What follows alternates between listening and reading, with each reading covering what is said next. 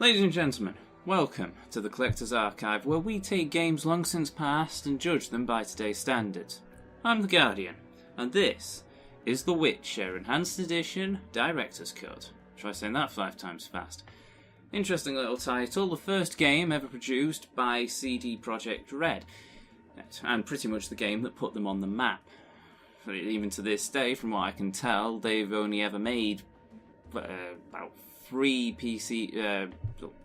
mainstream games, all of them of the Witcher franchise, based on, which I learned quite recently, off a series of Polish novels by an author that I can't even pronounce the name of, so sorry about that.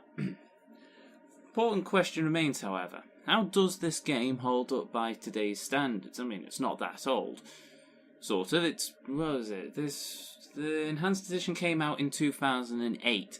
Not entirely sure how far back the Director's Cut version of the game came out, but it's in a HD remastered pack, so I can only assume that it, as far as I can tell, is just almost, been out for the last few years, as far as I can tell. Let's sticking to standard form. Options menu. Here we have standard selection of options. Not too bad. Subtitles, tutorial, camera mode. Cover that in a bit. Quite interesting. Video options. Pretty limited, really. Resolution, gamma, and full screen. However, if we come over here and click on the Advanced tab, we have many more graphical options. Standard settings. Custom, low, medium, high, but I stick to custom for the most part, and it's reset everything. Marvellous. Right, lighting quality, texture quality, shadow quality, grass quality, decals fade, visibility, and animals. There we go. Stick that, keep that. No colourblind modes in it. Hardly a shock. It would have been nice to have them, especially considering I have low level colour blindness, but for the most part, pretty nice set of graphical options. Controls, full rebindable keys. I haven't tried it with a controller yet, so I don't really know if that actually works, I must admit. But for the most part it works on keyboard anyway. Except, how does the game look? Well, if we load in to... let's go into that one. Loading times are fairly okay in this game. I mean, I've played, there have been a lot worse loading times. And here we go. Welcome to The Witcher, ladies and gentlemen. The HD pack does wonders for it, and graphically it doesn't look too bad. Running at 1080p and easily doing 60 FPS plus on my rig.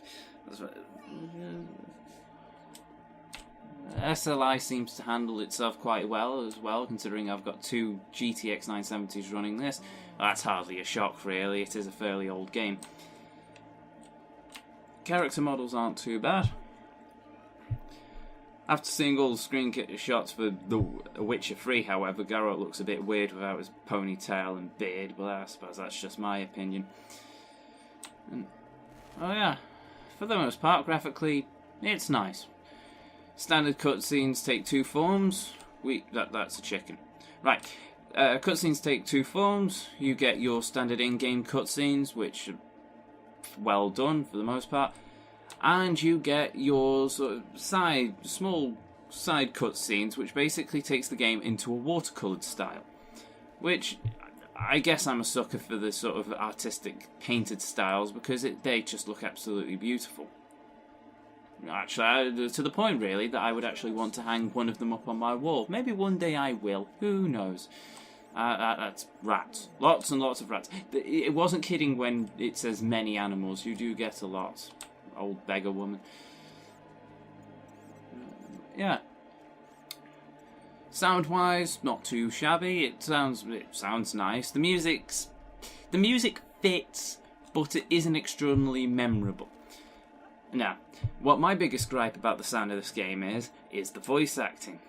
Or, one example would be these two here. So we talk to them. Need anything? Bye. Sir, Can I have a look? as you wish. And there's that one. One thing which I noticed. I'm not sure how many others out there do, but these characters sound particularly weird. It's almost like they've been given each has been given the wrong script. The voices should probably be reversed. It's the same instance throughout a lot of the game. Some of the voice acting's passable. Like Geralt, for instance, isn't that bad. I can listen to him talk. But, and it's a big but, there are a lot of NPCs where the voices just sound absolutely awful. There's a detective you meet in Chapter 2 who, as soon as he opens your mouth, you just have to sit there gobsmacked thinking, what on earth? Why is that the voice? That doesn't sound right. It's just weird. While I'm on it also, some of the lip syncing at times can be a bit off. I mean, it's not bad, and at least it's not Metal Gear Solid 1 where they don't actually have a mouth and they just bob their heads. But I don't know, maybe I suppose I'm asking a bit too much for a game that's old, but yeah, they're more like nitpicks, really. How's the story? Well, the story for the most is pretty good. As I said, it's based off the the Witcher novel series by a Polish author who I'm not even going to try and pronounce the name of because, let's face it, I would just not do it justice. Yeah. We follow Geralt of Rivia, a witcher who is basically a monster hunter for hire, who has lost several of his memories and is off travelling the world in an attempt to find them, while also trying to stop a plot of some shady organisation trying to destroy the witches and take over the world. You know, your standard affair of stuff. Pretty lengthy game. I'm about 24, 25 hours into it at the moment, and I'm only coming up to the end of Chapter 2. Maybe I'm going slow by most people's standards, but there's a lot of side missions to do around the place, and I've had a few hiccups here and there with getting stuck.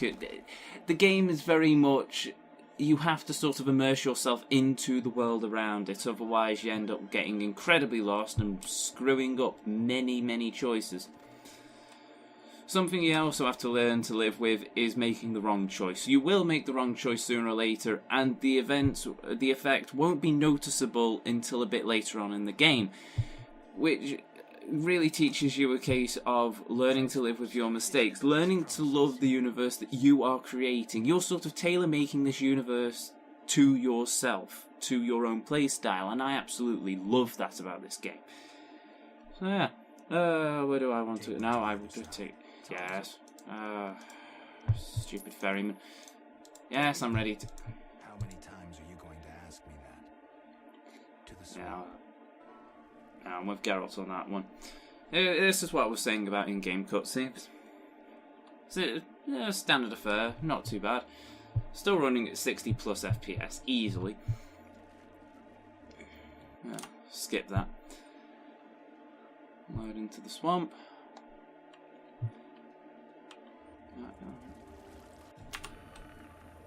As for the controls, standard affair, third-person mode. Well, they call it over-the-shoulder mode. It's basically just third-person mode. Control with WASD. Click your mouse to attack. Pretty standard. However, if we hit the F3 key, or was it F2? F2. We switch into isometric mode, which basically controls the game like a sort of RTS, or maybe a MOBA. Click the map. Geralt follows the little glowing circle. For the most part, this works quite well, but I don't know, it just... don't get me wrong, the control scheme's valid, and you could quite happily use this as your control, but it gets a bit tedious at times. As such, is that it? Ah, right. I didn't know that. You can also control Garrett with the WAS... Can you? Yeah, you can still control Garrett with the WASD keys if you so wish, but from the looks of things you can't actually turn with the map. No, you can't. There we go. F3 back to over-the-shoulder mode. Much better. Map, pretty useful. Every place you've been of note, you will get marks on it, dots. No fast travel mode in this game, unfortunately. Bit of a pain in the neck. So expect to be walking many places, but given the game for its time, I suppose it's not too big a flaw. The maps, oops, I need to switch over my sword anyway. Come on, there we go. The maps aren't really that big for the most part. Also, with the lack of jumping mechanic, which I suppose isn't the end of the world, but it does make navigating a bit tricky at times. I've lost count of the amount of times I've come to a small fence and thought, oh, I'll just jump over that. Realised you can't, because if you hit space, you just end up activating a quick pause, so you have to run the long way around it. It gets quite tedious from time to time. Combat, which we've just entered, you have 2 swords, a silver sword for monsters such as these, and a steel sword for human enemies. You get 3 sword styles: strong for big heavy enemies, fast for small roguish enemies, and group, which I'm using at the moment, for, well, groups of enemies. Pretty basic stuff. Swords can be upgraded with runes and potions, each with a I'm not sure about the runes, not really got to that yet. Extra add-ons such as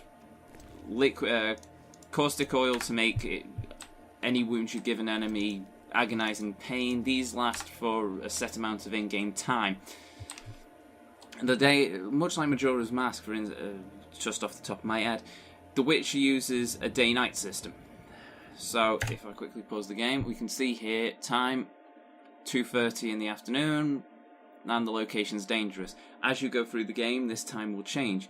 To speed up time and to skip ahead into certain periods of day, say, for example, shops are shut at night, as one would expect, so you can sit by a campfire, meditate, and speed up until you reach daylight.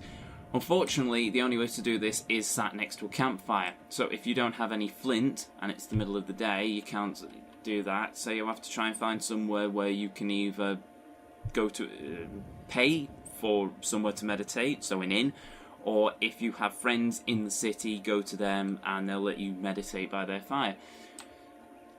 No, it's sort of a nitpick. It's a tedious thing at times, but for the most part, I suppose it's an interesting mechanic. Right. Character-wise, lots of interesting characters. I love the characters in this game. They're all interesting. Some of them are absolute... a word that I can't actually say. Oh, God. No. No. Ow. Ow, ow, ow, ow, ow. Kill. Dodge. Run. But yeah, for the most part, the characters are actually really interesting. Geralt, for example, I actually like a lot. He's a badass, and oh crap, forgot about that. Oh right, inventory. Yeah, I'm not particularly good.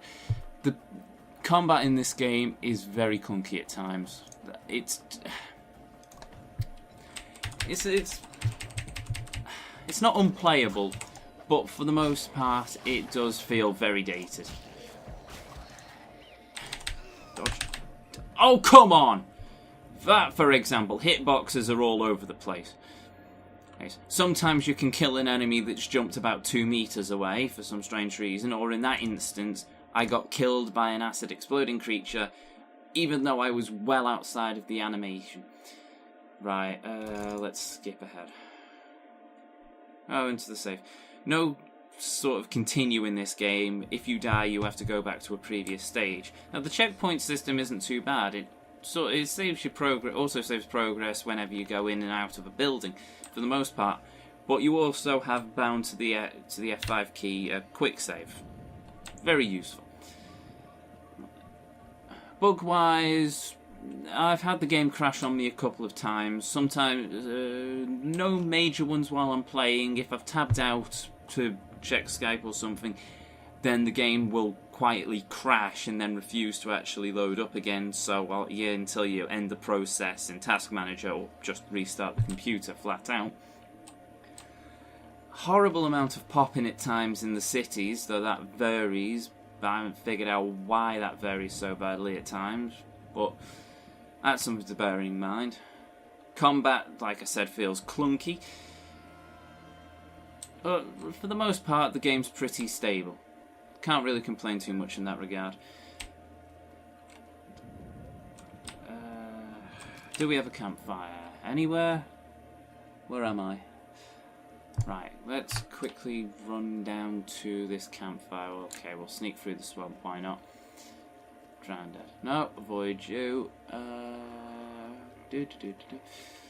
But yeah, the game also includes an basically an alchemy system where you make potions. Potions allow you to add bonus effects to Geralt, so night vision, see in the dark, see easier in dark areas, healing, so faster healing rate, solves for sword blades to, crap, that's a lot of them. Solves for sword blades to allow you more damage against enemies. They just died. But to make these potions, one must collect alchemical ingredients and find a fireplace to meditate at, which should be somewhere around here. No. It's right there. I'm stood on it. Die. Come on. Die. Stab. Marvellous. Can I loot you? Yes, I can. No, I can't. Yeah, right. It's being finicky again. Right, there we go. Fireplace. No, Geralt, put the sword away. Light that on fire. There we go, and meditate. Here's the meditation menu. As you can see, we have alchemy, which means we can make potions. Can I make anything? Yes, I can make some white gold. A couple of white gulls and a special golems potion. We have access to the map and the talent system. The talent system in this game feels strange. That is the best way I can possibly describe it. It works. It does its job perfectly fine, but I don't know. It doesn't seem. You can't really choose a separate path. It's sort of just throw points into everything and see what happens. So, it's pretty generic. I'm not entirely sure you needed the training tree. It could have quite easily been done by a leveling system of you've leveled up, you unlock these talents, and this, rather than having it in a tree style, but yeah, for the most part, I suppose it's not too bad. Right, what are we going to get? Dexterity. Oh, no, strength. Why not? Actually, let's burn through some of the brown tokens first. I don't have that unlocked yet. Okay, then. We're in the monster. Mortal blow. Get that. Get that. Get that. Go into strength. Why not? And get that. There we go. Access the... we also have ability to change... Well, we did have the ability to change what the medallion picks up once upon a time, but I can't remember how to do that, unfortunately. We also have the time mechanic. So, let's meditate until dusk.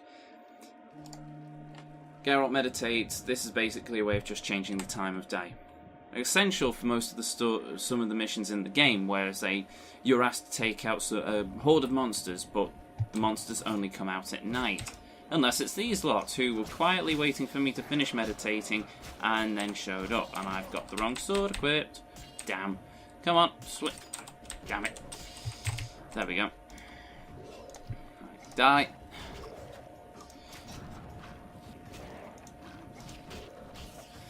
The enemy variant in this game is also quite good, considering that, well, take the creature that I'm currently stabbing at the moment.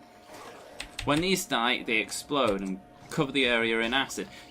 This not only affects Geralt. Oh, Gordon Bennett. Right, potion.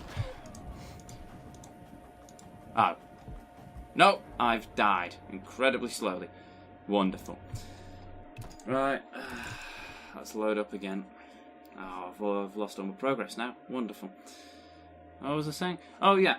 Enemy variant's quite good. If we go into... That's the wrong thing. Inventory. Key items, satchel full of potions and alcohol and whatnot that you collect on your journey, and a separate bag for your alchemical ingredients. One thing you'll find a lot in this game is that you run out of item space very, very quickly. Well, it would be nice if you could upgrade the amount of items you could carry, but for the most part, I suppose it teaches you how to carry out, take care with what you pick up and what you need to remember. Another complaint I do have about it, though, is that some of the alchemical ingredients also end up in your satchel. Additionally, I don't see why they couldn't have just given you a separate bag for potions, but maybe that's just a nitpick. You can carry a multitude of weapons. I've never actually found a use for the third sword that you can carry. For the most part, I just stick with the main two. But I suppose it's nice to have that there. Small area for an additional, so a dagger or a torch. I carry the torch around just in case that I don't actually have the cat potion to see in the dark. Have all these key items kept in their own separate area. No way of getting rid of these though. For example, I have managed to pick up 2 boxes of dice. Don't need 2 boxes, but they're sort of stuck there anyway.